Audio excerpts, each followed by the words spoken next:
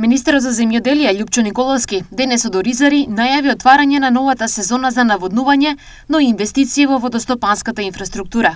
Преку реконструкција на постојните системи за наводнување, но и изградба на нови бравни и нови системи за наводнување до секоја една земјоделска површина, што беше сериозна капитална инвестиција во последните неколку години. Поради ова, оризот во Кочанско се враќа. Сега со ориз оваа година површините се зголемуваат, односно имаме 200 нови хектари или вкупно 3700 хектари под ориз. А заедно со сите останати култури кои во овој регион се обработуваат, достигнуваме до површина за наводнување од над 4200 хектари.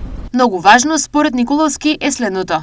Оризот влезе како стратешка култура и во законот за стокови резерви, што значи дека во случај на вишок или на пореметување на пазарот, државата сега ќе може да интервенира, нешто што досега не можеше да се направи. Дополнително, активирана е и мерката за зелена нафта. Ја исполнивме и мерката и ветувањето за зелена нафта, првин со 30, па со 50 и оваа година сите земјоделци, вклучително и оризопроизводителите, добиваат 100% поддршка за зелена нафта. Во однос на цената на оризот, Николовски потсети. Откупната цена на оризовата арпа достигна над 40 денари оваа година, а вредноста на извозот над 7 милиони евра, што значи драстично зголемување на извозот. Освен ова, Николовски најави реорганизација во АД водостопанство, но потсети дека од утре земјоделците ќе имаат пристап до пари од ИПАР 3 програмата.